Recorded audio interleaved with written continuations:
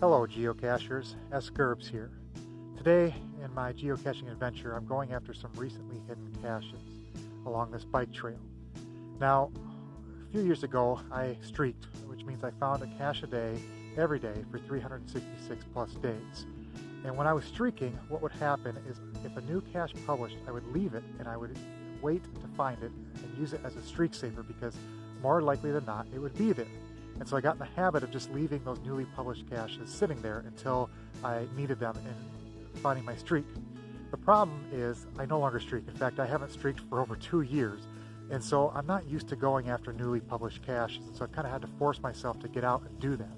But the good part about that is when you get out to find newly published caches, they're almost always there. It's very rare that they're not there. And so today I'm going after a handful of newly published caches along this bike trail. I hope you join me and come along on this adventure.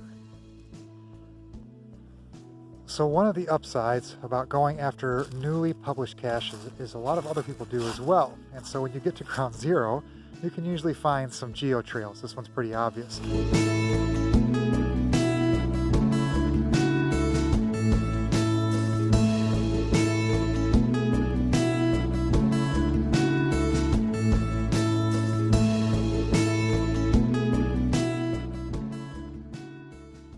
Another nice aspect of finding newly hidden caches is the logs are intact, they're not wet, and they're easy to sign.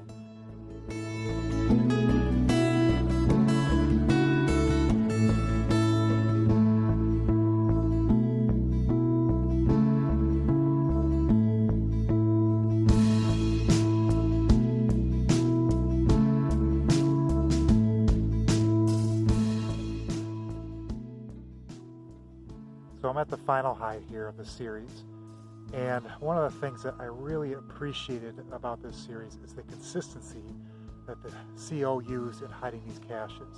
Every one of them was a pill bottle, not much bigger than this. This is probably the biggest one actually.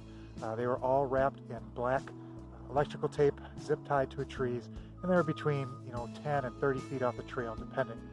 And if you're interested in hiding a series like that, I would definitely commend that to you, to be consistent in your hides, because as a cacher, it's a lot easier to find a series when you know what you're looking for.